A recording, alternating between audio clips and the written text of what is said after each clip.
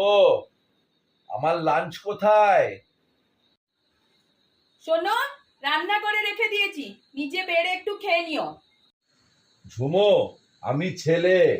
দেখো, এই কমপ্লেনটা তুমি তোমার বাবা মাকে করো, আমি কিছু করতে পারবো না। একটু জল দাও তো। ঝুমো, আমি ছেলে। কিচ্ছু করা যেতে পারবে না বাবু, এই প্রবলেমটা তোমাকে অ্যাকসেপ্ট করতেই হবে।